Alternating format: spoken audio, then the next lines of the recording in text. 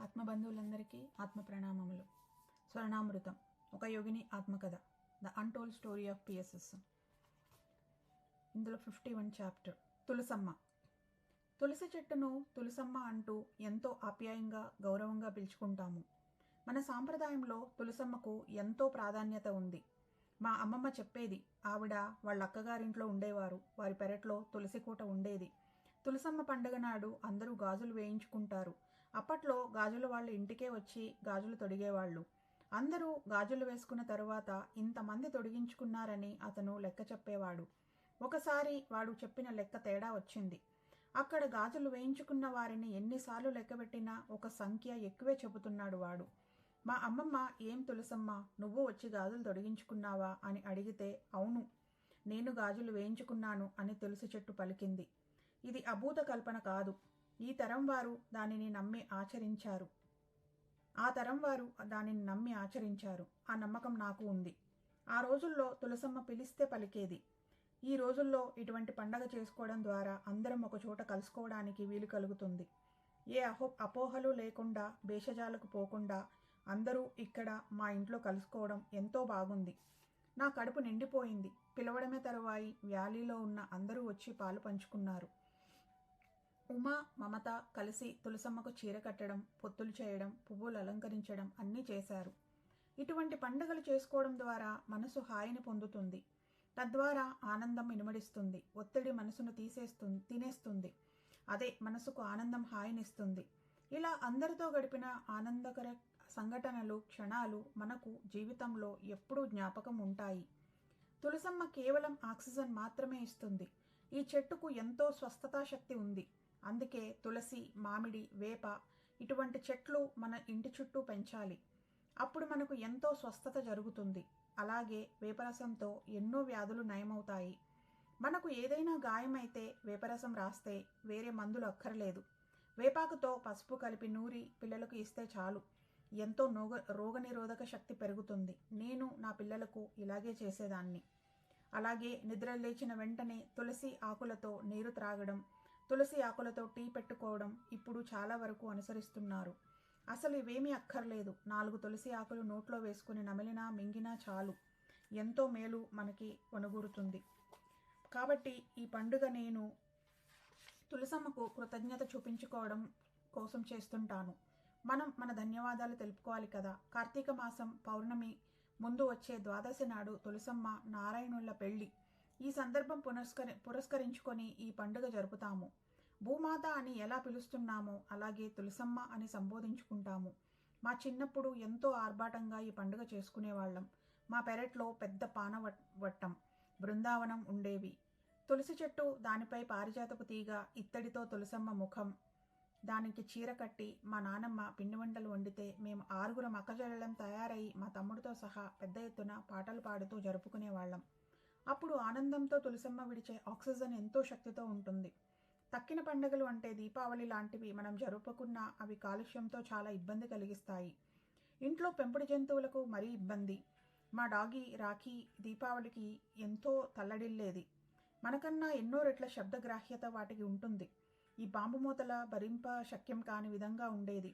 కుక్కలకు చెవులు, ముక్కు బాగా పనిచేస్తాయి. ఎవరికీ ఏ ఇబ్బంది లేకుండా చేసుకునే పండుగ ఈ తులసమ్మ పెళ్లి. ఇది ఆచారంగా చేసే పండుగ కాదు. ఇది ప్రకృతికి మనం ఇచ్చే మర్యాద. Give respect to nature, it will give you lot of things అని ఓషో చెబుతాడు.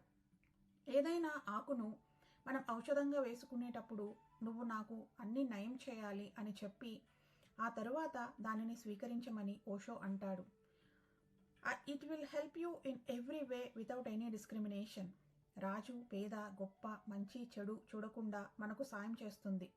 ఎటొచ్చి మనకు నమ్మకం ఉండాలి. కంటికి కనపడకుండా మనం చెప్పే మాటలకు అది స్పందిస్తుంది. గాలికి చెట్లు తలలు ఊపుతుంటే అవి చూస్తున్నప్పుడు అవి తమ సంతోషాన్ని వ్యక్తపరుస్తున్నట్టుగా నేను భావిస్తాను. చెట్లు ప్రకృతిలో ఒక భాగం. అలాగే నీరు కూడా మన మాటకు స్పందిస్తుంది. వాటిని ఫోటోలుగా తీసి మనకు చూపించారు. సత్యయుగంలో సముద్రుడిని పిలిస్తే ఆయన వెంటనే స్పందించేవాడు కదా. మన సీతామాత గోదావరి ఒడ్డున కూర్చొని నదితో మాట్లాడుతుంది కదా. ఇలా ప్రకృతితో సంభాషించడం అన్నది మొదటి నుంచి ఉన్నదే. మనమే వాటిని వదిలేశాము. ఇప్పుడు అది పుస్తకాలలో ఎక్కడో అట్టడుగున ఉండిపోయింది. సీతాయనంలో గోదావరి తల్లి సీతకు ఎన్నో సలహాలు ఇస్తుంది. ప్రకృతిని మనం గౌరవిస్తే ప్రకృతి తిరిగి మనకు ఎంతో ఇస్తుంది. మహిళా శక్తి. స్త్రీ శక్తి అంటే ఓర్పు, శాంతి, ఓర్పు, సహనం, దయ, కరుణ, మిత్రత్వం, సేవ వీటికి ప్రతీక. స్త్రీతత్వము ఉన్న చోట కుటుంబం కానీ, ప్రదేశం కానీ, దేశం కానీ, భూమి కానీ సంతోషంగా శాంతిగా ఉంటుంది. స్త్రీ శక్తి లేకపోతే అంతా గందరగోళంగా ఉంటుంది. స్త్రీ స్వర్గాన్ని సృష్టించగలదు, నరకాన్ని సృష్టించగలదు. నిజానికి నరకాన్ని ఏ స్త్రీ సృష్టించదు, కానీ ఆ స్త్రీ వల్లనే నరకమైనదని తక్కిన వారు భావిస్తారు. ఉదాహరణగా కోడలి ద్వారానే ఇంట్లో నరకం లాంటి వాతావరణం సృష్టించబడుతోందని తక్కిన కుటుంబ సభ్యులు భావిస్తారు. ఇలా నెపం స్త్రీకి ఆపాదించి తమకు తామే నరకాన్ని సృష్టించుకుంటారు. అది కోడలైనా, కూతురైనా, పక్కింటి అమ్మాయి అయినా కానివ్వండి. వారిపై ద్వేషమే వీళ్ళ నరకానికి కారణం.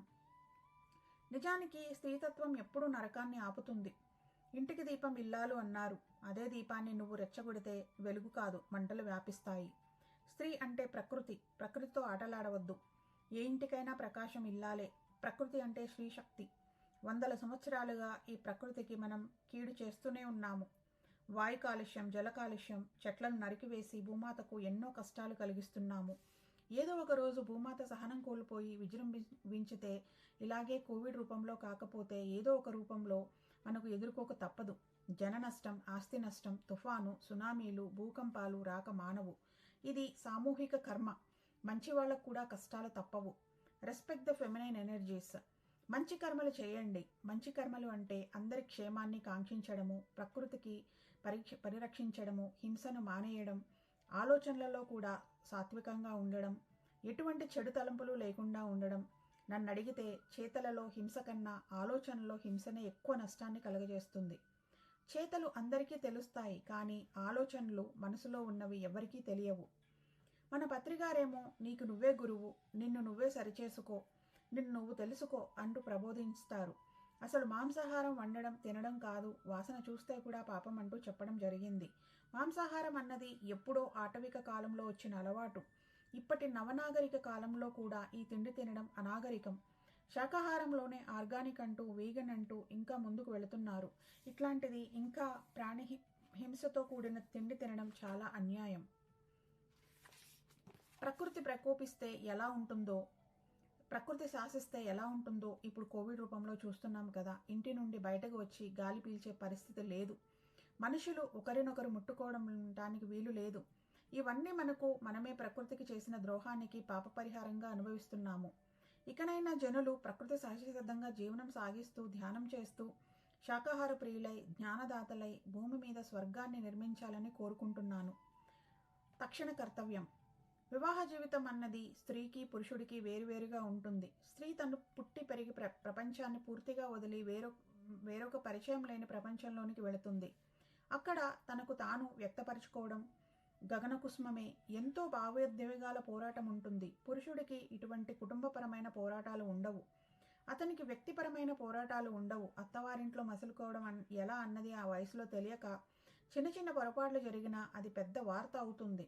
అలవాటు కొద్దీ కాలు మీద కాలు వేసుకుని కూర్చుంటే అది రాద్ధాంతం అవుతుంది. అది అలవాటులో పొరపాటు అని తప్ప కావాలని చేసింది కాదు, అయినా రగడ అవుతుంది. బిక్క చచ్చిపోతాము. ఇలా ఎన్నో ఉద్వేగ నిరోధాలు మూసుకొని బ్రతకవలసి ఉంటుంది. కానీ పురుషుడికి ఇటువంటి అవస్థలు ఏవీ ఉండవు. ఆ రోజుల్లో స్త్రీకి ఏది బయటకు చెప్పే వీలుండేది కాదు. అమ్మగారింట్లో చెప్పుకోలేము, స్నేహితులతో పంచుకోలేము, అంతా లోపలే అణిచిపెట్టుకోవడం మూలాన ఎంతో ఒత్తిడికి గురి కావలసి ఉంటుంది. అవన్నీ బయటకు చెప్పుకునే వీలు కలిగినప్పుడు మనం ఎంతో తేలికైపోతాము. మనసులో ప్రశాంతత ఏర్పడుతుంది. ఇదే పత్రికారు చెప్పింది. పిఎస్ఎస్ఎం అందరూ తమను తాము చెప్పుకోవడానికి అవకాశం ఇస్తుంది. అందరూ బయటకు కక్కండి, నా చెవులు ఉన్నది మీరు చెప్పినది వినడం కోసమే అన్నారు. నాకు మహా గొప్ప అవకాశం స్వర్ణామృతం ద్వారా లభించింది. ఉన్నది ఉన్నట్లు ఓపెన్ టాక్గా వెలుగుచ్చే అవకాశం, స్వతంత్రత పత్రికారు ఇచ్చారు. వారికి నా కృతజ్ఞతలు. ఇది ఇంత విజయం అవుతుందని, ఇంతలా అందరూ అనుసంధానించబడతారని, ఎంతోమంది స్ఫూర్తి పొందుతారని అనుకోలేదు.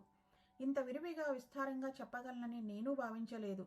నాలో ఇంత దాగి ఉందా అని నన్ను నేనే ఆశ్చర్యంగా చూసుకున్నాను.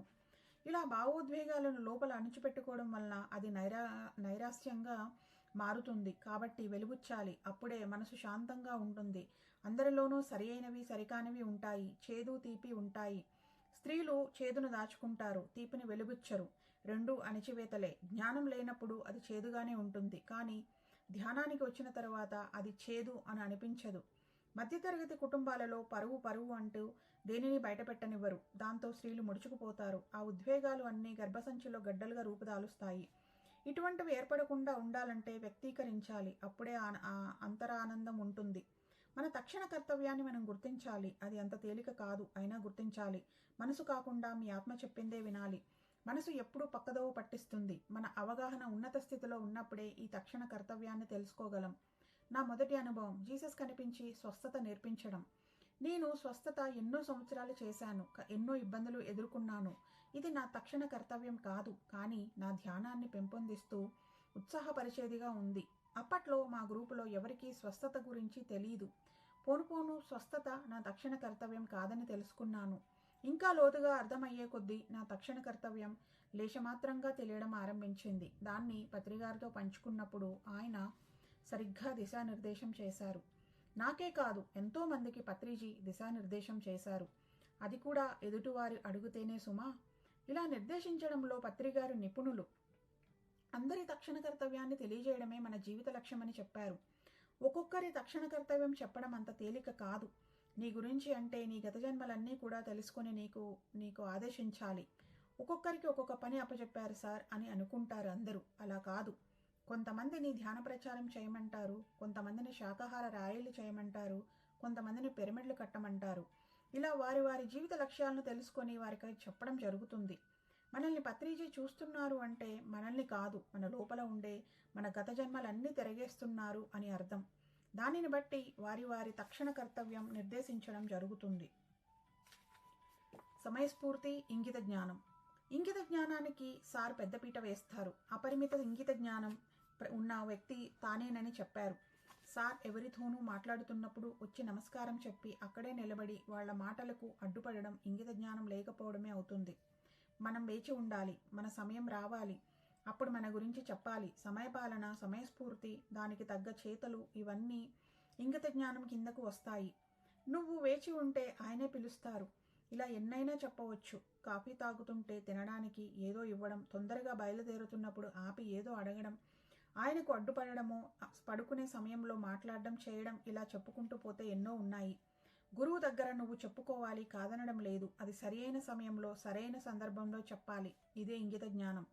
అది చిన్న విషయము పెద్ద విషయము అని కాదు, అన్నింటికీ వర్తిస్తుంది. ఈయన విశ్రాంతి తీసుకుంటున్నప్పుడు ఎవరో ముఖ్యమైన వ్యక్తి ఫోన్ చేశారు అంటూ ఈయనకు అందిస్తారు. నేను అడుగుతున్నది ఒక్కటే, ఫోన్ చేసిన వ్యక్తి ముఖ్యమైన వారే, కాదనడం లేదు. కానీ పత్రిగారి విశ్రాంతి ఎంతకన్నా ముఖ్యమైనది. ముఖ్యంగా ఇంగితం గురించి పత్రిగారి చుట్టూ ఉన్నవాళ్ళు నేర్చుకోవాలి. గురువుగా పత్రిజీ ఇంగితం తోటి వారి తక్షణ కర్తవ్యాన్ని నిర్దేశిస్తూ శిలగా ఉన్నవారికి అన్ని కోణాల్లో జ్ఞానాన్ని అందిస్తూ శిల్పంగా తయారు చేస్తున్నారు. ఎంతో క్లిష్టమైన జ్ఞాన సంపదను ఆటలో అరటిపండు చేసి ఇవ్వడం మూలాన ఏమవుతున్నదంటే ఎదుటివారు దాన్ని చాలా తేలికగా తీసుకుంటున్నారు తప్ప దానికి ప్రాధాన్యత తెలుసుకోవడం లేదు. Really it is not so simple. అంటే ఎరుకతో ఉంటేనే ఇంగితంలో తక్షణ కర్తవ్యాన్ని తెలుసుకుంటారు. ఒక్కసారి ఒక పక్కనే తీసుకొని దాన్ని చక్కగా చేయండి. ఒకేసారి 3-4 పనులు తీసుకొని దేనికి న్యాయం చేయకుండా, దేనిపైన దృష్టి శ్రద్ధ పెట్టకుండా ఉండడం కాదు ఇంగిత జ్ఞానం అంటే. ప్రజ్ఞా ప్రకాశం అంటే కుండలిని ఉత్తేజితం, సహస్రారం విచ్చుకోవడం కాదు. ఇంగిత జ్ఞానం సూక్ష్మమైనదిగా కనిపించినా దాన్ని సరిగ్గా అమలు చేస్తే అదే ప్రజ్ఞా ప్రకాశం. నీ భావోద్వేగాలను సరి అయిన సమయంలో వ్యక్తపరచాలి. నీ అనుభూతిక శరీరం, మనోశరీరం, ప్రాణమయ శరీరం, ఆధ్యాత్మిక శరీరం స్వచ్ఛం అయితేనే నీ విశ్వ శరీరం అయిన స్వర్ణలోక్ శరీరాన్ని చేరుకోగలదు. పాండిచ్చేరి నుంచి ఒక ఆవిడ పిరమిడ్ వ్యాలీకి వచ్చి ధ్యానం చేశారు. ఎన్నో అనుభవాలు పొందారు. కానీ ఆవిడ నా అనుభవాలు నావే అని అనుకుంటూ అందరికీ చెప్పడానికి నిరాకరించారు. కానీ తక్కిన వారు తమ అనుభవాలను పంచుకోవడం చూసి ఒకరోజు నా దగ్గరకు వచ్చి మీతో చెప్పుకోవచ్చా అని అడిగి మరీ చెప్పింది. ఆవిడలో పాండిచ్చేరి మదర్ మిర్రా వాకిన్ అయ్యారు. చిన్నప్పటి నుంచి పాండిచ్చేరిలో ఉండడం, ఆధ్యాత్మికతలో అభినివేశం ఉండడం మూలాన ఆవిడలో వాకిన్ జరిగింది. ఆవిడకు అప్పటికే పెళ్ళై పిల్లలు కూడా. వాకిన్లో ఒక్కసారి అంతా లోపల ఇమిడిపోదు. ఇది ఇమిడేదాకా సంఘర్షణ ఉంటుంది. ఎదుటివారి అర్థం చేసుకోవాలి, సహకారం అందించాలి. ఈవిడ విషయంలో సహకారం అందకపోగా పిచ్చిదాన్నిలా భావించి పిచ్చాసుపత్రిలో చేర్పించడం కూడా జరిగింది. భర్త నుండి చాలా ఇబ్బందులను ఎదుర్కొన్నారు. ఆ తరువాత పిరమిడ్ వ్యాలీకి రావడం, ధ్యానం చేసుకోవడం, తన అనుభవాలను వ్యక్తపరచడం జరిగింది. మన పిఎస్ఎస్ఎంకి వచ్చిన తర్వాత తనకు చాలా స్పష్టత వచ్చింది. తనకు ఏమి జరుగుతున్నది, ఎందుకు జరుగుతున్నది తెలుసుకుంది. ఇక్కడకు రానంత వరకు ఆ ఆత్మ కూడా సందిగ్ధతలో ఉన్నది. ఆత్మపరంగా ఒప్పందం చేసుకుని వచ్చిన ఈ శరీరం దైనందిన జీవితం గడపడంలో ఇబ్బందులు ఎదుర్కోవాలి. శారీరకపరమైన సవాళ్లు ఉంటాయి, భరించాలి. ఇన్ని తెలుసుకున్న తర్వాత కూడా ఇబ్బందులు తప్పవు. కారణం ఈవిడ అభిప్రాయాలు, ఈవిడ భర్త అభిప్రాయాలు వేరు. ఎందుకంటే అతను ఆధ్యాత్మికతలో లేరు. ఈవిడ పూర్తిగా ఇందులోనే ఉంది. ఆవిడ తన అనుభవాలు నా దగ్గర వ్యక్తపరిచినప్పుడు నా ఒళ్ళు గగురు పొడిచింది. ఎంతో శక్తివంతంగా, బలంగా అనిపించింది. స్వచ్ఛతతో పూర్ణత్వాన్ని పొందిన మాస్టర్ ఆవిడ. భూమాత శక్తి ఉధృతమవుతున్న సమయంలో ఇంతటి గొప్ప మాస్టర్లో పాండిచ్చేరి మదర్ వాకిన్ అవడం సహజమే. ఒకసారి కార్లెస్ క్యాస్టనడా శిష్యులు ఒక అమ్మాయిని తీసుకువచ్చి ఒక గుహలో ఉంచారు. నీకు వేళకు భోజనం అందుతుంది, నువ్వు ఏమి ఆలోచించుకోవాలో అన్నీ ఆలోచించుకో అని చెప్పారు. ఆవిడ ఊహ తెలిసిన దగ్గర నుండి ప్రస్తుత క్షణం వరకు అన్నీ ఆలోచించి లోపల శూన్యమైంది. అంటే ఊహలలో తన్ను తాను వ్యక్తపరుచుకున్నది. అప్పుడు గురువు వచ్చి నా బోధనలు వినడానికి నువ్వు సిద్ధంగా ఉన్నావు అని అంటారు. మన భావోద్వేగాలను ఊహల ద్వారా అయినా పూర్తిగా బట్టబయలు చేసుకోవాలి. అప్పుడే శూన్యం అవుతాము అన్నది దీని సారాంశం. Expression is very important. ఇంకేంటి విశేషాలు అంటూ పత్రిజీ అడగడం వెనుక ఇంత రహస్యం ఇమిడి ఉంటుంది.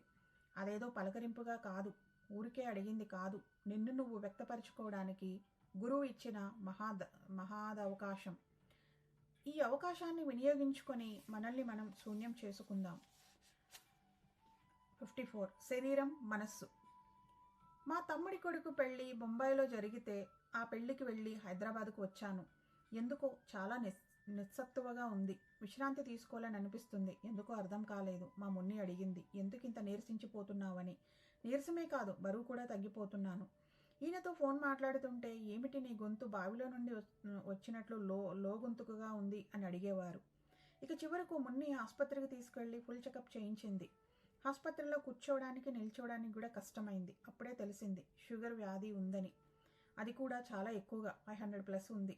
మున్ని చాలా భయపడింది. కొన్ని రోజులకు నేను కోలుకొని మామూలు స్థితికి వచ్చాను. ఇది 2011లో జరిగింది. ఆ తరువాత కొద్ది రోజులకే ఒక కాలు నొప్పి పెట్టడం జరిగింది. ఆ నొప్పి ఎక్కడి నుంచి వస్తున్నది, ఎందుకు వస్తున్నది నాకు తెలియలేడం లేదు. నడవలేకపోతున్నాను. గోడలు పట్టుకుని నడుస్తున్నాను. బాత్రూంకి వెళ్ళడం, మంచం మీద పడుకోవడం తప్ప శరీరానికి వేరే పని లేదు, కదలికలు లేవు. ఆహారంగా రాగిజావ చాలా కొద్ది మోతాదులో తీసుకునేదాన్ని. నన్ను చూసుకోవడానికి ఒక ఆవిడ ఉండేది. మున్ని వస్తూ పోతూ ఉండేది. అప్పట్లో రఘువీర తన కుటుంబంతో మా ఇంట్లోనే ఉండి నన్ను చూసుకునేవాడు. నా శరీరం ముట్టుకోను వీలు కాని విధంగా ఉండేది. ఎవరైనా ముట్టుకుంటే అది సౌకర్యంగా ఉండేది కాదు. I'm not feeling well. ఎప్పుడు పడుకుని ఉండేదాన్ని. రాత్రంతా టీవీ పెట్టుకునేదాన్ని. అప్పుడప్పుడు టైసన్ నాకేసి చూస్తున్నప్పుడు ఓకే ఓకే అని చెప్పినట్లుగా ఉండేది. అప్పుడే గుడ్డి నన్ను చూడ్డానికి అమెరికా నుండి వచ్చింది. తను రాత్రిళ్ళు ఆఫీస్ పని చేసుకుని పొద్దున నిద్రపోయేది. నేను కొన్ని పిచ్చి కార్యక్రమాలు, భయానకరంగా ఉండే సీరియల్స్ చూసేదాన్ని. మా గుడ్డి చెప్పింది, ఇటువంటి కార్యక్రమాలు చూడవద్దు, మనసు పాడవుతుంది అని. నాకేమీ కాదులే అని చెప్పి పడుకున్నాను. ఆ రాత్రి ఏదో కలలో గట్టిగా కేకలు వేస్తున్నాను. కల్లోనే కాదు, ఇల్లో కూడా పెద్దగా అరుస్తున్నాను. పక్కనే ఉన్న నా డాగి టైసన్ కూడా నా కేకలు విని అరుస్తోంది. అది భయంకరమైన కల. అప్పుడు క్రైమ్ పెట్రోల్ అనే సీరియల్ చూసేదాన్ని. అన్ని హత్య, పోలీసులు, దాన్ని కనిపెట్టడం, ఛేదించడం లాంటివి. మా గుడ్డి చెప్పినప్పుడు ఒప్పుకోలేదు. అటువంటిదేమీ లేదని కొట్టిపారేశాను. ఆ తర్వాత అటువంటి కార్యక్రమాలు చూడడం మానేశాను. ఆ సమయంలో నేను చాలా సంతోషంగా ఉన్నాను. ఏ కార్యక్రమాలు లేవు, వంట చేయనవసరం లేదు, హాయిగా పడుకోవచ్చు. నన్ను చూసుకోవడానికి మనిషి ఉంది. నాకు అప్పుడప్పుడు చాలా విరామంగా ఉండాలనిపిస్తుంది. కానీ ఒకానొక దశలో నాకు ఎలా అనిపించిందంటే, నాకు 100 సంవత్సరాలు అయినట్లు నడుము వంగిపోయి ముదిమి ఏర్పడిన భావన. మరొక మారు పసిపాప మనస్తత్వం, నా నడవడిక, ప్రవర్తన అలా ఉండేది. ముఖం పీల్చుకుపోయి వంగిపోయి నడిచేదాన్ని. ఆ స్థితిలో నన్ను చూసి పిరమిడ్ విజయ్ అయితే ఎంత ఏడ్చాడో. జుట్టు తెల్లగా అయిపోయింది. విటమిన్ డి లోపంతో శరీరం తెల్లగా పారిపోయింది. ఒకసారి ఎక్కడికైనా వెళ్ళాలనిపించి లలిత పిలిస్తే వాళ్ళ ఇంటికి వెళ్ళాను. నన్ను ఆ స్థితిలో చూసి అది భయపడిపోయింది. మరి నాకేమో ఎటువంటి భావాలు లేవు. నన్ను చూసేవాళ్ళు అంతలా బెదిరిపోతున్నారు, కానీ నాకేమీ లేదు. I was enjoying my bed. అసలు నడవడం లేదు. ఆహారం మార్పు చేసుకున్నాను. అప్పుడు మా అమ్మ నా దగ్గరే ఉంది. 100 సంవత్సరాలలో జరగాల్సిన అనుభవాలను ఆ 7-8 నెలలలో మొత్తం అనుభవించాను. ఇన్ని నెలల్లో పత్రిగారు వస్తూ పోతూ ఉన్నారు, కానీ ఏమీ చెప్పలేదు. ఇవన్నీ నాకు నేను విశ్లేషించుకోవాలి. ఒకసారి ఈయన ఇంటికి వచ్చారు. వెంటనే ఎవరో క్లాస్ ఏర్పాటు చేశారని బయలుదేరబోయారు. అది చూసి నాకు చాలా బాధ, కోపం కలిగి దుఃఖం కలిగింది. నా దగ్గర కాసేపైనా ఉండకుండా వెంటనే వెళ్ళిపోతున్నారని. చివరకు క్లాస్ మానుకొని ఇంటి దగ్గరే ఉండిపోయారు. నా శరీరానికి అంతా జరుగుతున్నది, కానీ నా మనసు మాత్రం విశ్రాంతిగా ఉంది. చక్కెర వ్యాధి గురించి నాకేమీ తెలియదు. మా ఇంట్లో కానీ అత్తగారింట్లో కానీ చక్కెర వ్యాధిగ్రస్తులు ఎవరూ లేరు కాబట్టి ఈ వ్యాధి గురించి, దాని తాకిడి గురించి నాకు అవగాహన లేదు కాబట్టి భయం లేదు. చాలా తక్కువ సమయంలోనే చక్కెర చాలా ఎక్కువ స్థాయికి చేరింది. Ignorance is bless. తెలియనప్పుడే హాయిగానే ఉన్నాను, తెలిసినప్పుడు హాయిగానే ఉన్నాను. ఎటొచ్చి నన్ను చూసే వాళ్ళకే కలవరంగా ఉండేది, తట్టుకోలేకపోయేవారు. కాబట్టి శరీరానికి ఏమైనా కానీ మనసు ప్రశాంతంగా ఉండాలి. ఈ సమయంలో కూడా నేను ఇంట్లో వారితో జోక్స్ వేసేదాన్ని, సంతోషంగా ఉండేదాన్ని. ఇన్ని సంవత్సరాలు నా పనులు, బాధ్యతలు, సొసైటీ కార్యక్రమాలతో అలసిపోయాను. ఇప్పుడు ఈ విశ్రాంతిని ఆస్వాదిస్తున్నాను. శరీరానికి ఏమి కావాలో శరీరానికి తెలుసు, మనసుకు ఏమి కావాలో మనసుకు తెలుసు. నేను చాలా కారం తినేదాన్ని. అంత కారం నా శరీరం కోరుకుంటోంది. ఉప్పు కారం అంతలా తినకూడదు. చప్పటి కూరలు తినాలి. ఇలా తింటే ఇది అవుతోంది, అలా తింటే ఇంకేదో అవుతోంది అనే ఊహలు పెట్టుకోను. ఇప్పుడు స్వీట్లు తినడం పూర్తిగా మానేశాను. తినాలని అనిపిస్తే చేయించుకొని మరీ తింటాను. అణిచిపెట్టడం అనేది ఉండకూడదు. అది వేరే మార్గానికి తీసుకొని వెళుతుంది. ఇలా 2011 చివరి వరకు నడిచింది. 2012లో కూడా నన్ను నేను పెద్దగా శ్రమ పెట్టుకోలేదు. పిరమిడ్ వ్యాలీలో ధ్యాన మహిళ అనే కార్యక్రమం ప్రతి నెల 15వ తేదీ జరిగేది. దానికి వచ్చేదాన్ని. అప్పుడే మనుషులు బాగా రావడం జరిగింది. అంతకుముందు అంత జనం ఉండేవారు కాదు.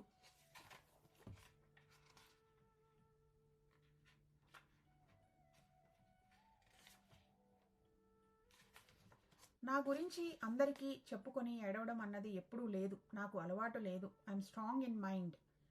వ్యాధులు సైకోసోమాటిక్. నా బాధలు ఇతరులకు చెప్పడం ద్వారా నా బాధ తగ్గుతుందా? నా బాధ వారు తీసుకోగలరా? లేదు కదా. మరి ఎందుకు చెప్పుకోవడం? ప్రయోజనం లేదు. నాకు ఎవరి జాలి అవసరం లేదు. నేను అంతటినీ భరిస్తాను. మరి నొప్పి ఎక్కువైతే నొప్పి ఉంది అని చెబుతాను తప్పితే వాళ్ళు నా దగ్గరే ఉండాలని ఆశించను. చిన్నప్పటి నుంచి ఒకరికి చెప్పుకోవడం అన్నది నాకు అలవాటు లేదు. నా నొప్పి నేనే భరించడం, భరించలేనంత బిగ్గరగా ఏడవడం తప్పితే ఒకరితో పంచుకునేదాన్ని కాదు. నా రూమ్లో నేను ఒంటరిగా ఉండేదాన్ని. ఇంట్లో తక్కిన వారు ఉన్నా నేను ఎవరితో పంచుకోను. ఎవరైనా కాళ్ళు ఒత్తినా ఒప్పుకునేదాన్ని కాదు. చాలా సున్నితంగా ముట్టుకోవాలి.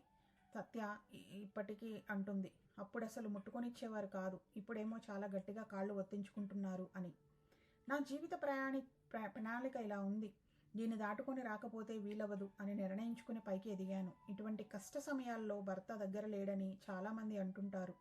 భర్త ఉంటే మాత్రం ఏం చేయగలడు? మా ఆయన తన ధ్యాన ప్రచారంలో, తన ఆధ్యాత్మిక త్రోవలో ఆయన సాగుతున్నారు. నాకు ఆరోగ్యం బాగోలేక నేను ఆగిపోయాను. ఆయనను ఆగిపోమ్మంటే అది అర్థం లేనిదవుతోంది.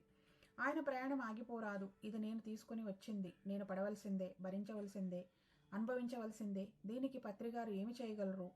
ఇది చాలా గొప్ప పాఠం. మన శరీర మార్పులను గమనిస్తూ దాని గురించి తెలుసుకోవాలి, కానీ భయపడకూడదు. శరీరానికి కావలసింది దానికి అందిస్తూ శరీరాన్ని, మనసును వేరువేరుగా ఉంచాలి. ఇది అందరూ తెలుసుకుంటే కుటుంబంలో, కాపురంలో కలహాలు ఉండవు. 55. స్వగతం, స్వస్థితి. స్వర్ణామృతంలో నేను ఇంత చెప్పగలను, నాలో ఇంత ఉంది అని, జీవిత అనుభవాలు ఇంతమందికి ఉపయోగపడతాయి అని అనుకోలేదు.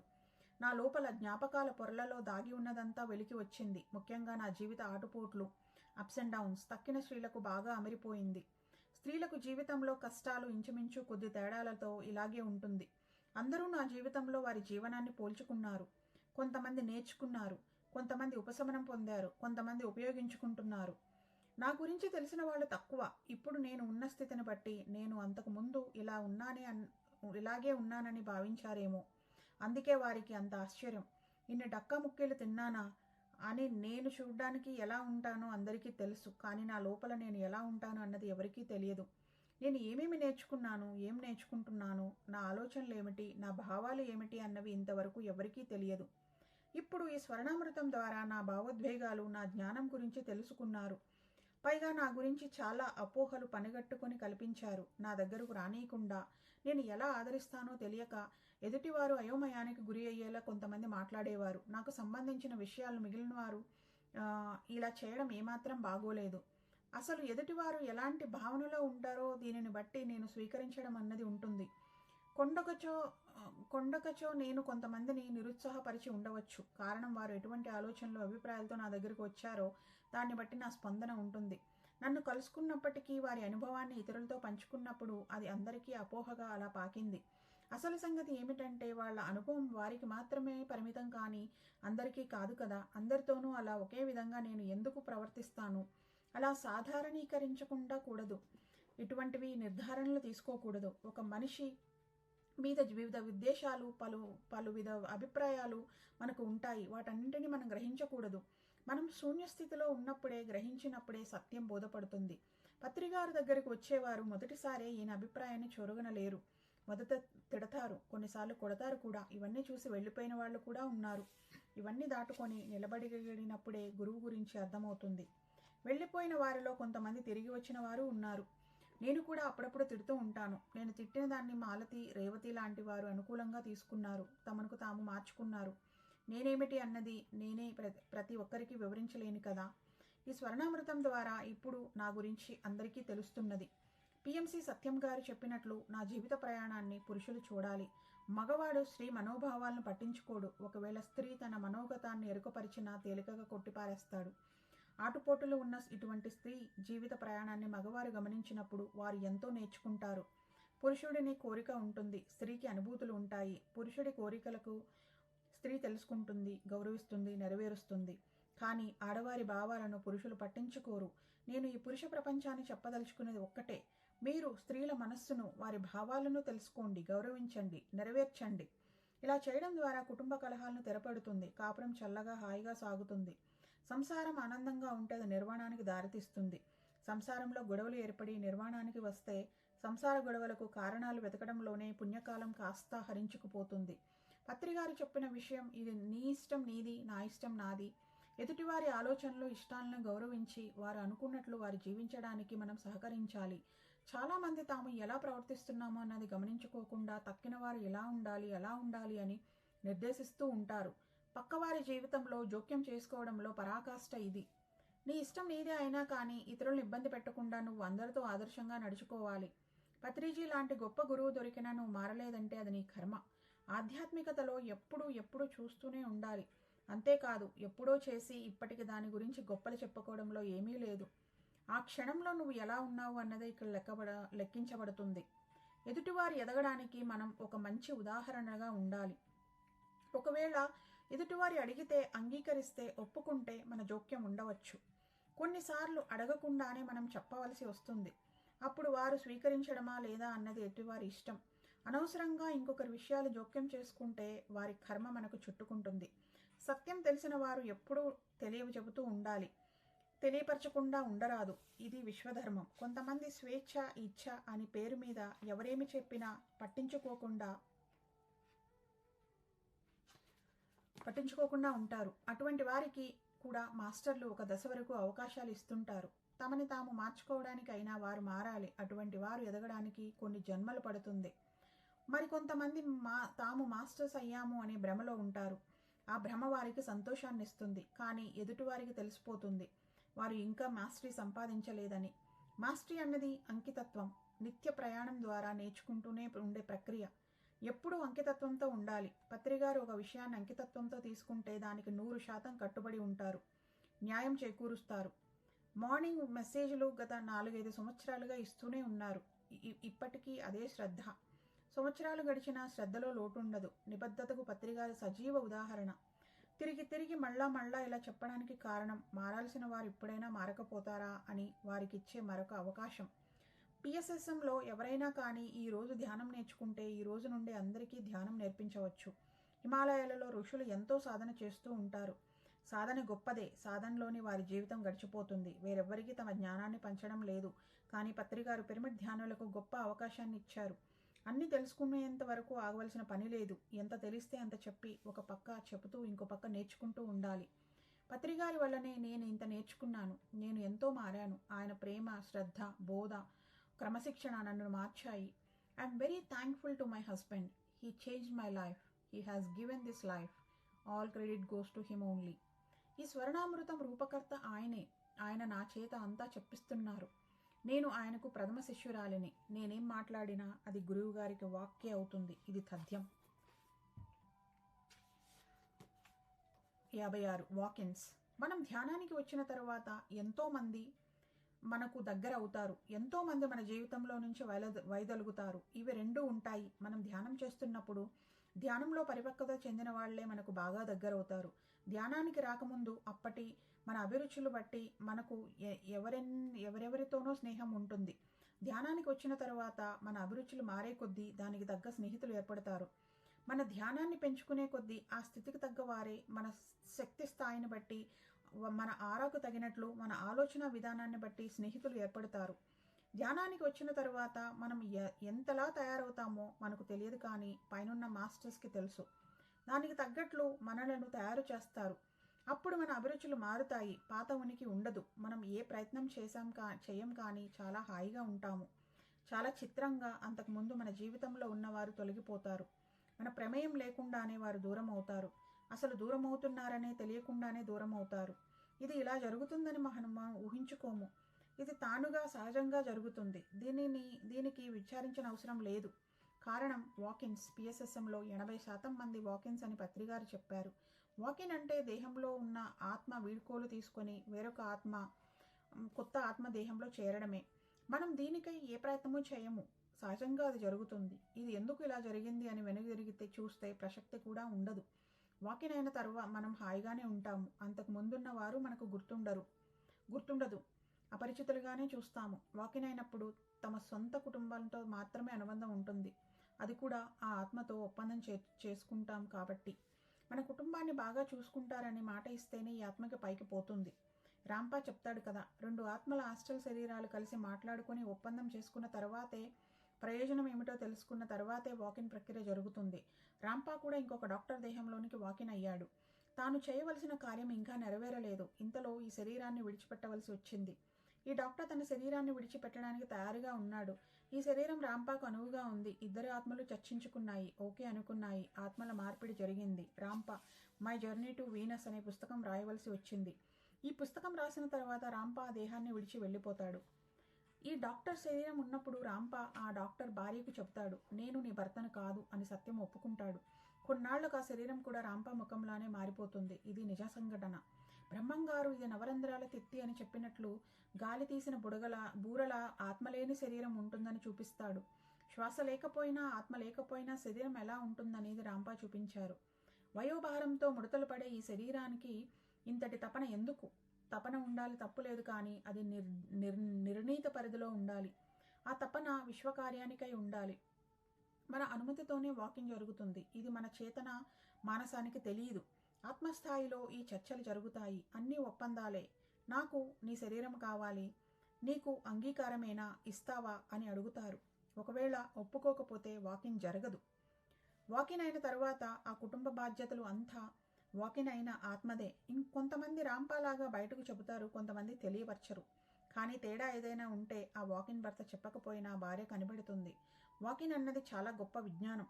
కుటుంబంలో ఉండే తక్కిన వారిని, అంటే అక్కలు, అన్నలు తదితరులను కలుపుకొని పోవాలంటే ఎంతో సమయం పడుతుంది. తక్కిన వారిని అనునయించుకోవడం కొరకు తమ సమయాన్ని వృధా చేసుకోరు. అది వారిని విశ్వకార్యానికి దూరం చేస్తుంది. కాబట్టి ఇటువంటి వాటిని పట్టించుకోరు. ఆ ఆత్మ యొక్క లక్ష్యం వేరు. మనసు ఉంటుంది కాబట్టి జ్ఞాపకాలు ఉంటాయి. మనసు ఉంటేనే కదా భార్య పిల్లల్ని చూసుకోవడానికి. పని వేరు, మనసు వేరు. అయినా ఈ కుటుంబంతో ఉండే భార్య పిల్లలు ఎలా ఉంటారో చూసుకునే అనుకూలంగా ఉంటేనే వాకిన్ అవుతారు. పిఎస్ఎస్ఎంలో వాకిన్ అయిన వారిలో ప్రథములు పత్రిజీ. వాకిన్తో మొట్టమొదటి అనుభవంలోనికి వచ్చింది నాకే. వాకిన్లో వ్యవహారంలో మొదటి సాక్షి నేనే.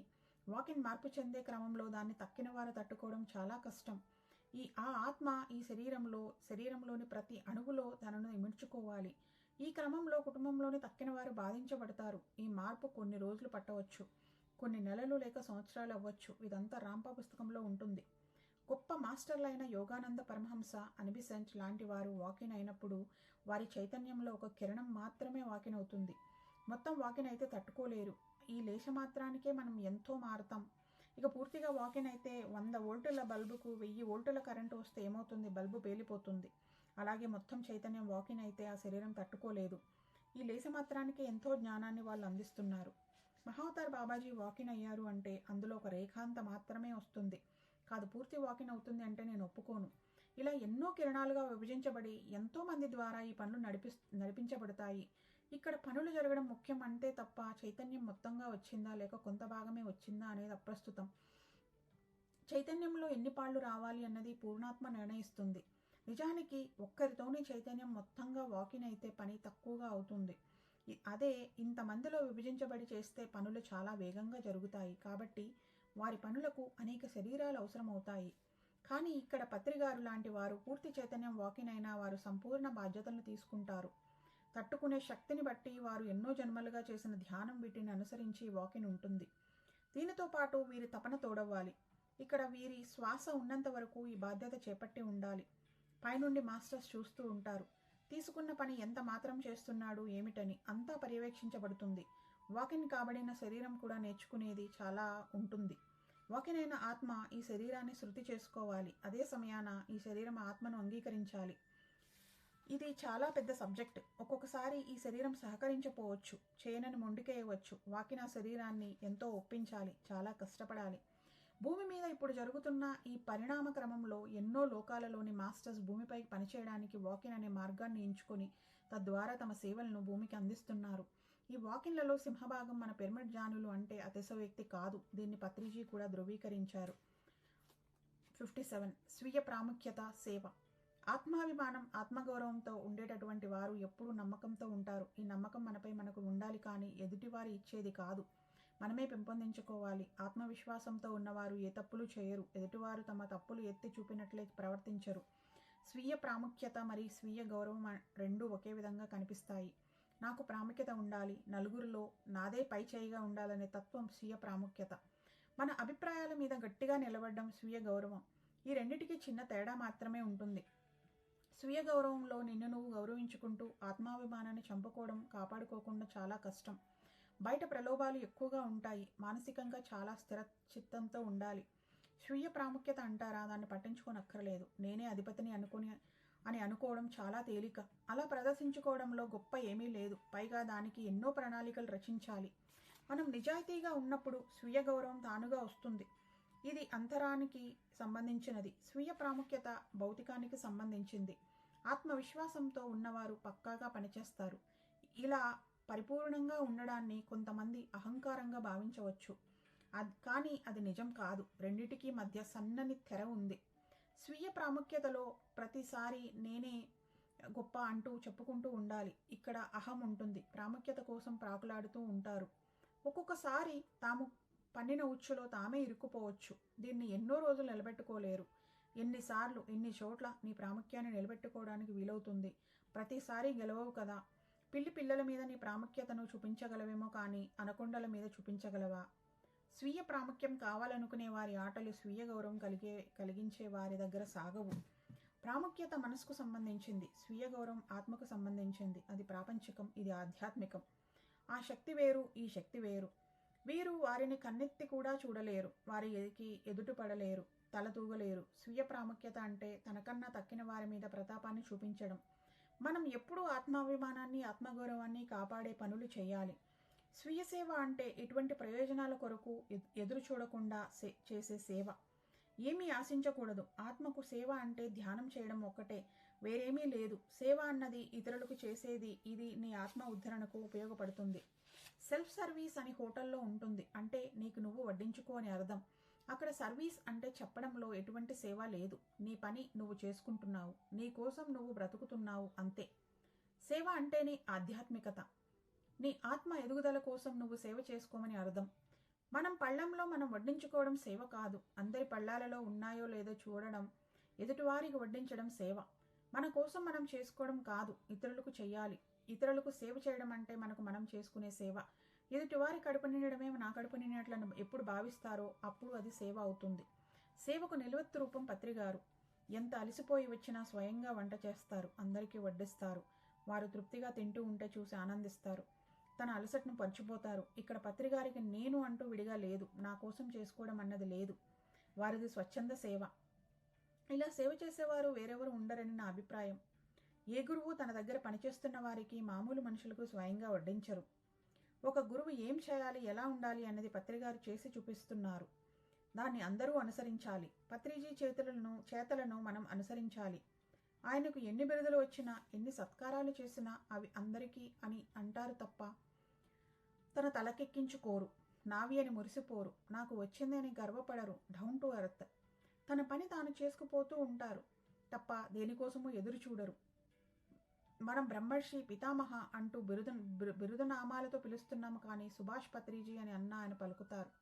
ఇవన్నీ మన సంతోషం కోసం, ఆయన్ను గౌరవించడం కోసం ఇచ్చినవి. ఆయన నిగర్వి. He doesn't want it, need it. అసలు ఆయన గౌరవించడం కోసం ఈ బిరుదులు ఇవ్వడం కన్నా ఆయన మాటలకు, ఆయన చేతలను అనుసరించితే చాలు. అదే మనం వారికి ఇచ్చే గౌరవం. నేను అనే భావన చంపేసుకోవాలి. నేను అన్న దానిని అక్కడే కాల్చేయాలి. సెల్ఫ్ సర్వీస్ కాదు, సెల్ఫ్లెస్ సర్వీస్ అనేది ఉండాలి. పత్రిజీ కోరుకునేది కూడా అదే. 30 సంవత్సరాలుగా అవిరళ కృషితో ఇంత చేశారు, కానీ ఎక్కడా నేను చేశాను అన్నమాట పత్రిజీ నోటి వెంట ఎప్పుడూ నేను వినలేదు. ఇదే అద్భుతం అంటే. ఇవన్నీ పత్రిగారి దగ్గర నేర్చుకోవాలి. ప్రతి క్షణం ఎరుకతో ఉండాలి. స్వీయ ప్రాముఖ్యతకు తావు లేకుండా స్వీయ గౌరవంతో సేవ చేయాలి. నేను వ్యక్తిగతంగా నేను అన్నది లేకుండా ఉండాలని మొదటి నుంచి సాధన చేశాను. నేను నుండి మనము అనేదానికి మనం రావాలి, మారాలి. నేను ఇది చేశాను, ఇంత చేశాను అని చెప్పుకునే వారికి చూస్తే అవి చిల్లర మాటలు అనిపిస్తుంది నాకు. మన పెద్దలు చెప్పారు, ఈ చేయి చేసింది ఇంకో చేతికి తెలియకూడదు అని. దీనిలో ఎంతో అర్థం ఉంది. ఎంత చేసిన తర్వాత దాన్ని మర్చిపోవాలి, మనసులో నుంచి తీసివేయాలి. దాన్ని పట్టుకొని వేలాడరాదు. సేవ నీ ఆనందం కోసం చేస్తున్నావా, లేక నీ ప్రాముఖ్యత కోసం చేస్తున్నావా అన్నది తెలుసుకోవాలి. సేవ చేసేవారికి స్పష్టత ఉండాలి, ఎరుకతో ఉండాలి. లేదంటే నేను అన్నది కమ్మేస్తుంది. నేను అనేదాన్ని అంటూ దానిలోని ఉండేవాళ్లను చూస్తూ ఉంటే నాకు చీదరగా ఉంటుంది. నేనులో నుండి బయటకు వచ్చినప్పుడే ఎదుగుదల ఉంటుంది. నీకు అప్పగించిన పనిని నీ ధర్మంగా భావించి విధి నిర్వహించాలి అంటే తప్ప ఇది నేను చేశాను అనే మాట రాకూడదు. సేవ చేయడానికి మనకు అవకాశం ఇవ్వబడింది. దానిని నిష్ణాతతో సరిగ్గా చేశామో లేదో తెలుసుకోవాలి. ఇంకెంతగా సేవను విస్తరించవచ్చు అని ఆలోచించాలి తప్ప నేనుకు స్థానం లేదు. సేవ చేయడంలో తపన ఉండాలి. మనం సేవ చేసినప్పుడు మనం చేసిన పని కనిపించాలి తప్ప మనం కనిపించకూడదు. నేను అని అనుకుంటున్నప్పుడు సగం శక్తి నీకే ఉంటుంది. నేను అన్నది తీసివేస్తే 100% శక్తి చేసే పని మీద ఉంటుంది. పిఎస్ఎస్ఎంలో ఎంతోమంది స్వచ్ఛంద సేవ చేస్తూ మూడో కంటికి తెలియకుండా తమ పని తాము చేసుకుపోయేవారు ఉన్నారు. హైదరాబాద్ రాంబాబు గారు చేతికి ఎముక లేకుండా ఎంతో చేస్తారు. ఎప్పుడు ఎవరితో నేనింత చేశానని చెప్పుకోరు. మనంగా ఆరా తీస్తే మొహమాటంగా చెప్తారు తప్పితే అసలు నోరు విప్పరు, మౌనంగా ఉంటారు. వీరు మొదటి సలహాకు చెందుతారు. ఇంకొంతమంది ఉంటారు, ఏమీ ఇవ్వరు, కానీ అంత ఇచ్చాము ఇంత ఇచ్చామని గొప్పలు చెప్పుకుంటూ ఉంటారు. వీళ్ళు రెండో తరహా. ఇంకొంతమంది ఇస్తారు, ఆ విషయాన్ని చెప్పుకుంటారు. ఇలా 3 రకాల మనుషులు నేను చూశాను. కానీ అందరూ మొదటి తరహాగా ఉండాలని కోరుకుంటున్నాను. మన పనిలో మనం పూర్తిగా లీనమైపోతే నేను అనే భావన లేదు. పనిలో లీనమైపోవాలి, ఆ పనే మనమైపోవాలి. నా స్థితి వేరు, పక్క వాళ్ళ పరిస్థితి వేరు అంటూ ఉండదు. ఇరువురు కలిసే ప్రయాణిస్తున్నారు, ఎదుగుతున్నారు. అన్ని కోణాల నుంచి మనలను మనం మెరుగుపరుచుకుంటూ పోవాలి. మనం అడగకుండా వస్తే అది అర్హత, కోరి వస్తే అది కోరిక. ఒకప్పుడు నాకేదైనా వస్తే నేను దానికి అర్హురాలినా అని ఆలోచన, భయం ఉండేది నాకు. ఇప్పుడు అది లేదు. ఇదే సదానంద యోగి గారు చెప్పింది. పత్రిగారు సదా గుర్తు చేస్తూ ఉన్నది. వస్తే వచ్చిందని సంబరపడిపరాదు, పోతే పోయిందని ఏడవరాదు. మనకు ఏదైనా పోతే పక్కవారు పలకరించి అడిగితే సరికి తిరిగి ఏడుపు ముంచుకొస్తుంది. ఇంకొంతమంది ఉంటారు, వారికి ఏడుపు రాదు, కానీ చుట్టూ ఉన్నవాళ్ళు ఏడిచేదాకా వదలరు. జూమ్ క్లాసులో 100 మంది వచ్చేసరికి అబ్బో సంబరపడిపోతారు. ఇంకో మారు 10 మంది మాత్రమే వస్తే ఇక కురింగిపోతారు. ఆ రోజు నిద్ర కూడా రాదు వారికి. పత్రిగారేమో 100 మంది ఉన్నా 10 మంది ఉన్నా ఒకే రకంగా భావిస్తారు. తన అత్యున్నత జ్ఞానం ఇస్తారు. ఎంతమంది జూమ్లో ఉంటారు అన్నది ఈయనకు అప్రస్తుతం. ఇటువంటి వారే మన శివరామప్ప గారు. ఈయన Bengaluru PSSM founder. Spiritual science academy తరపున ఎంతో సేవ చేస్తున్నారు. ఒకసారి 7 రోజుల ప్రోగ్రాంకు 3 వచ్చారు. కానీ ఆయన అదే ఉత్సాహంతో 7 రోజులు క్లాసులు చెప్పారు.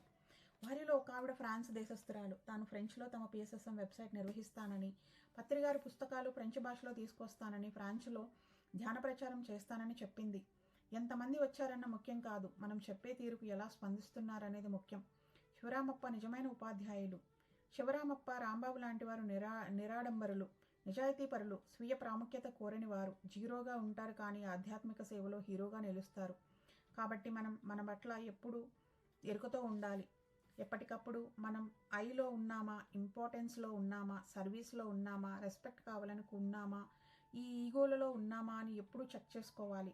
మనం స్వీయ ప్రాముఖ్యతలో ఉన్నప్పుడు తక్కిన వారు నక్క వినయాలతో పైకి నటిస్తూ మన దగ్గర ఉంటారు. ఎదుటి వాళ్ళు కూడా వీళ్ళను గుర్తిస్తే పోలా అన్నట్లు ఉంటారు తప్ప నిజమైన గౌరవ మర్యాదలు ఉండవు.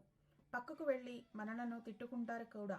ఎదుటివారి పోకడను బట్టి తమ ప్రవర్తన ఎలా ఉంటుంది అని మనపై మనతో ఎరుకగా ఉండాలి. 18 ఆదర్శ సూత్రాల్లో నువ్వు 10 లేక 12 అయినా పాటిస్తే అప్పుడు నేను పిఎస్ఎస్ఎం మాస్టర్ అని చెప్పుకునే అర్హత వస్తుంది. క్లాసులో 100 మార్కులు తెచ్చుకుంటేనే పాస్ అని అనరు కదా. 35 మార్కులు తెచ్చుకున్నా పాస్ కదా. 90 మార్కులు తెచ్చుకున్న వాడికి కోరుకున్న కాలేజీలో సీటు వస్తుంది. అలాగే 18 సూత్రాలు పాటించినా మరీ మంచిది. ఏ లోకానికైనా వెళ్ళడానికి నీవు అర్హత సంపాదించుకున్నట్లే. నువ్వు వాళ్ళు చెప్పిన లోకాలకు పోతావా, నీవు కోరుకున్న లోకాలకు పోతావా అన్నది నీకు నువ్వే తీర్మానించుకోండి. స్వీయ ప్రాముఖ్యతను వదిలిపెట్టి స్వచ్ఛంద సేవకు సిద్ధం కండి. All the best. 58 భూమాత శక్తి. బెంగళూరు పిరమిడ్ వ్యాలీ అంటే నాకు స్వంత ఇంటి భావన. ఎక్కడికి వెళ్ళినా తిరిగి వ్యాలీకి వచ్చినప్పుడు ఆ గేటు దాటుతూనే ఒక దీర్ఘ శ్వాస తీసుకుంటాను. ఎప్పుడైతే వ్యాలీలో ఈ పగోడా వచ్చిందో, దానిని నా ఇంటిగా మలుచుకున్నానో అప్పటి నుంచి వ్యాలీ నా ఇల్లు అనిపిస్తుంది. ఈ పగోడా రాకముందు కూడా వ్యాలీ వస్తూ పోతూ ఉండేదాన్ని. కానీ దీన్ని నా ఇల్లుగా చేసుకున్నాక నా రూములోకి వెళితే అదే నా డెన్. అప్పుడప్పుడు బయటకు వచ్చి చూస్తూ ఉంటాను ఎలా జరుగుతుంది అని, అంతే. ప్రొద్దున్నే పెరట్లో కూర్చుంటాను, ఎవరూ లేనప్పుడు సుమ. అలాగే రాత్రిపూట బయట చల్లగాలికి సేద తీరుతాను. ఎవరూ లేకున్నా నా ఒంటరితనంలో నేనుండడం నాకిష్టం. నా హడావుడి పనులు, బాధ్యతలు సక్రమంగా నెరవేర్చి నా ఇంటిలో నా రూమ్కి చేరుకుంటే హమ్మయ్య అనిపిస్తుంది. ధ్యాన చక్రంలో తెల్లవారి 5 గంటల నుండి అర్ధరాత్రి 12 గంటల వరకు పనులు ఉంటాయి. ఈసారి మహిళా ధ్యాన చక్రంలో తెల్లవారుజామున 3 గంటల దాకా మేలుకోవలసి వచ్చింది. అంతటి పనుల నుండి ఇక్కడ నా ఇంటికి వచ్చినప్పుడు నాకు ఎంతో ఆనందంగా ఉంటుంది. ఆ భావనయే వేరు. విరామంలో నాలో నేనుంటాను. నాకు నచ్చిన టీవీ ప్రోగ్రాంలు చూస్తాను, లేదంటే ఐప్యాడ్లో చూడాల్సినవి చూసి సంగీతం వింటాను. ఇంటి వెనుక తలుపు తీస్తే పచ్చటి చెట్లతో వనాంతర భావన. అక్కడే ఉయ్యాల బల్ల మీద కూర్చుంటే చుట్టూ ఉన్న పూల మొక్కలు, అరటి చెట్లు, పచ్చిక మీద పాదం మోపి నడిచినప్పుడు రియల్లీ ఐఎమ్ గ్రౌండెడ్ అని, ఆ రోజు అలా పచ్చిక మీద నడవాలి అందరూ. అప్పుడు భూమి మీద ఉన్నాము అని, భూమి మీదే ఉండు అనే భావన మనలో బలపడుతుంది. శరీరం, హృదయం, ఆత్మ స్వస్థత పరచబడతాయి. ఎంతో విశ్రాంతి పొందుతాము. మనకు ఎంత ఒత్తిడి ఉన్నా కానీ ఒక్కసారి పచ్చిక మీద నడిచేసరికి, మనం పచ్చికను తొక్కుతున్నా కానీ అది మనకు ఎంతో స్వస్థత చేకూరుతుంది. ప్రకృతి అంటేనే మనకు అన్నీ ఇచ్చేది అని అర్థం. కాబట్టి ఆ ప్రకృతిని కలిగి ఉన్న భూమాతను మనం కాపాడుకోవాలి. భూమిని మంచిగా చేసుకోవాలి, గౌరవించాలి. మనం ఈ భూమికి యాత్రికులు మాత్రమే. ఈ భూమిని మనం ఏమీ కాము. అయినా ఈ భూమి అన్నది అన్నింటినీ ఇస్తుంది. మనకు ఈ కృతజ్ఞత ఉండాలి. అది మన కర్తవ్యం.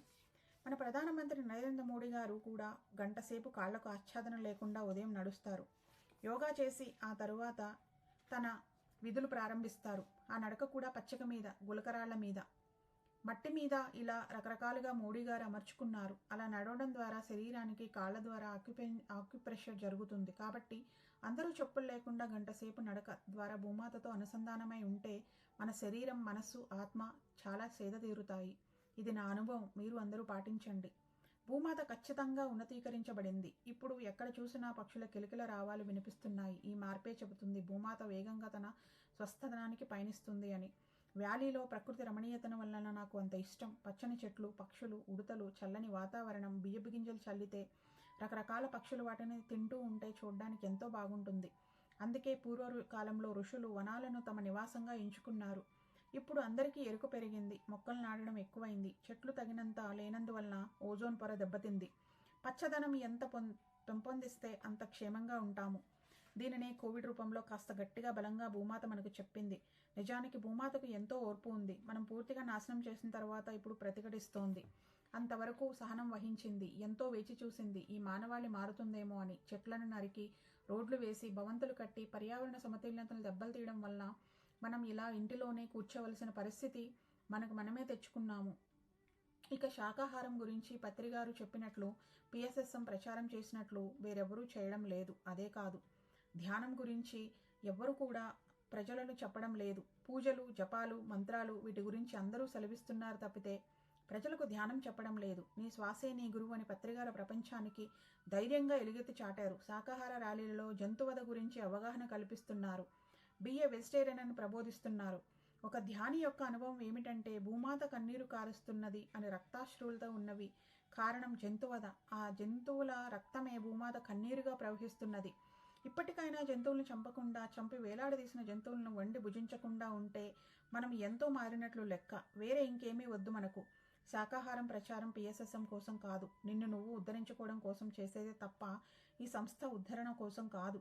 జంతువధ వలన జంతువుల ఎదుగుదల, భూమాతకు నష్టం. మాంసాహార భక్షణ వలన మన శరీరం పూర్తి నాశనం అవుతుంది. ఇలా ఒక చర్య వలన దాని ప్రతిచర్య ఎలా విస్తరిస్తూనే ఉంది. మనుషులను చంపినా, జంతువులను చంపినా రెండూ ఒక్కటే. మనుషులను చంపితే ఇక్కడ చెరసాలలో వేస్తారు, మరణదండన విధిస్తారు. మరి జంతువుల వధకు పైలోకాల్లో ఎంత దండన ఉంటుందో ఎవరు కూడా ఆలోచించడం లేదు. పైలోకాల దాకా ఎందుకు, ఈ లోకంలోనే అనుభవిస్తున్నారు కదా. ధ్యానం ద్వారా మనం ఎంత ఎదిగాము అన్నది మన క్రియల ద్వారా తెలుసుకోవచ్చు. మన ఆలోచనలు, చేతలు, మాటల ద్వారా ఎదుటివారిని హింసించినా, దండించినా అది హింసే అవుతుంది. అది భూమికి కూడా హింసనే. జీవహింస చేసిన వాడు భూమి మీద అడుగులు వేస్తున్నప్పుడు భూమాత ఏడుస్తుంది, బాధపడుతోంది, ఇటువంటి వారిని మోస్తున్నాను అని. ఈ విషయం గురించి నేను ఒక పుస్తకంలో చదివాను. జీవహింసే కాదు, ఏ హింస చేసినా భూమాతకు బాధ పెట్టినట్లే. ఇలా హింస చేసే వాళ్లకు ఏ ఎదుగుదల ఉంటుంది? ఇలా చేస్తే చిల్లుకుండలో నీళ్లు నింపడానికి ప్రయత్నం చేసినట్లే. ఈ ప్రయత్నం ఎప్పటికీ సఫలం కాదు. అలాగే ధ్యానం ఏదో కొంత చేసి ఇలా చెడుకర్మలు మూట కట్టుకుంటే ప్రయోజనం లేదు. భూమి మీద మన జీవితం మహా ఎరుకతో ఉండాలి. బుద్ధుడు నడుస్తున్నప్పుడు భూమి పలుకరించిపోతుంది. అదే అంగుళీమాలుడు ఎందరినో చంపి వారి బొటన వేళ్లు మెడలో మాలగా ధరించాడు. నడుస్తున్నప్పుడు భూమి కృంగిపోతుంది. అంగుళీమాలుడు బుద్ధుడిని అనుసరించి బుద్ధుడి వెనుక నడుస్తున్నప్పుడు బుద్ధుడి పాదస్పర్శల్లో పులకించిన భూమి యొక్క తరంగాలు అంగుళీమాలుడి పాదాల ద్వారా అతనిలో ప్రవేశించడం అతనిలో మార్పుకు కారణమైందని ఒక పుస్తకంలో నేను చదివాను. చెడు కర్మలు చేస్తే పొందే శిక్షల గురించి ఎవరూ అర్థం చేసుకోవడం లేదు. ఒకవేళ అవగాహన ఉన్నా కానీ దాన్ని పక్కకు పెట్టి మర్చిపోయి తిరిగి అదే తప్పులు చేస్తూ పక్కవారిని బాధపడుతున్నారు. దయచేసి అందరూ మారి ఈ భూమిని పరిరక్షించుకుందాం. బంధరాహిత్యం. బంధం అన్న పదం మన జీవితంలో ఉండకూడదు. ఒకవేళ అనుబంధం ఉన్నా కానీ విడిపోయినప్పుడు కృంగిపోకుండా ఉండే మనోస్థైర్యాన్ని పెంచుకోవాలి. ఈ స్థైర్యం ధ్యానం, స్వాధ్యాయం చేయడం ద్వారా, జ్ఞానాన్ని పెంచుకోవడం ద్వారా సాధన చేయాలి. సాధన చేస్తేనే అలవడుతుంది. మనం ఎవరితోనైనా బంధంలో ఉంటే బాధలు తప్పవు. మనుషులపైన కానీ, కుటుంబం పైన కానీ, వస్తువులపైన కానీ, ఇంటిపైన కానీ బంధం ఉంటే అది వినాశనానికి దారితీస్తుంది. ఈ బాధ ఒక పట్టాన పోదు. అనుబంధంలో మనస్సే కాదు, ఆత్మ కూడా తల్లడిల్లుతుంది. ఇదే కాదు, బంధం కారణంగా ఉద్యోగం, వ్యాపారం, వృత్తి, పేరు ప్రఖ్యాతుల పరంగా ఇబ్బందులు ఎన్నో ఎదురవుతాయి. ఈరోజు ఇప్పుడు ఇక్కడ ఉన్నాము, ఇది మనది, దీన్ని వదిలి వేరే చోటుకి వెళితే అది మనది, దీన్ని వదిలివేయాలి, శాశ్వతంగా నాదే అన్న భావం అన్నది ఉండకూడదు.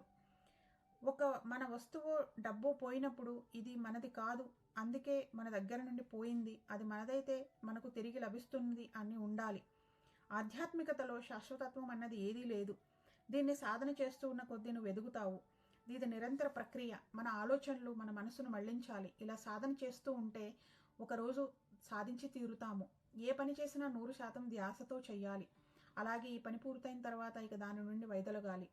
ఒక తల్లి తన పిల్లల్ని ఎంతో శ్రద్ధగా పెంచుతుంది. వాళ్ళ చదువులు, ఉద్యోగాలు, జీవితంలో స్థిరపడి వివాహం అయ్యేంత వరకు బంధంలో ఉండాలి. పిల్లలకు వివాహం అయిన తర్వాత పూర్తి బంధరాహిత్యంతో ఉండాలి.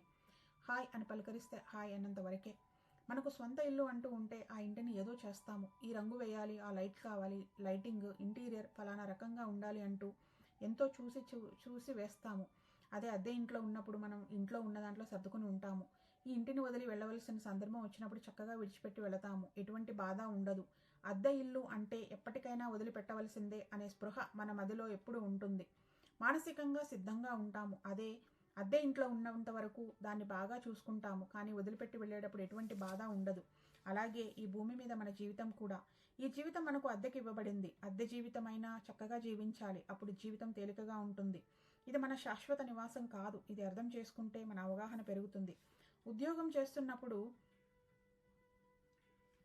మా ఆయనకు లోన్ అవకాశం వచ్చింది. అప్పుడు మా అత్తగారు సొంత ఇల్లు కట్టుకోవచ్చు కదా అని అడిగితే, ఈయన నా ఇల్లు పైన ఉంది, చాలా పెద్ద ఇల్లు, నాకు అక్కడే నుండే కనిపిస్తుంది, నీకు కనపడడం లేదా అని వాళ్ళ అమ్మకు చెప్పారు. అది నా శాశ్వత గృహం, ఇక్కడ ఈ తాత్కాలిక గృహం నాకెందుకు అన్నారు. పిఎస్ఎస్ఎంలో 80% వాకిన్ మాస్టర్స్ అని పత్రిజీ అన్నారు. మనం అద్దె ఇంటిని తీసుకువెళ్ళేటప్పుడు నీళ్లు, కరెంటు, రూములు, వంటిల్లు అన్నీ వసతిగా ఉన్నాయో లేదో సరిచూసుకుంటాం కదా. అలాగే మన ధ్యానులు శరీరాలు వాకిన్లకు మంచి వాస్తుతో ఉన్నట్లున్నాయి కాబట్టే వాకిన్లు అవుతున్నారు. ఈ బంధరాహిత్యం రెండింటినీ చక్కగా మధ్య మార్గం ద్వారా పత్రిజీ సాధించారు. ఇలా సాధించడం చాలా కష్టం. అటు కుటుంబాన్ని చూసుకుంటూ ఇటు ఆధ్యాత్మికంగా ఒక కరపత్రం దగ్గర నుండి మెగా పిరమిడ్ల నిర్మాణం వరకు అన్నీ తానే చూసుకుంటున్నారు. మామూలు ధ్యాన ప్రచారం దగ్గర నుండి పిఎంసి ఛానల్ రావడం దాకా ఎంతో తీవ్రంగా తన జీవిత లక్ష్య సాధనలో మార్గంలో పయనించారు. ఈ మార్గంలో పయనించేటప్పుడు తన చూపు మళ్ళకూడదు.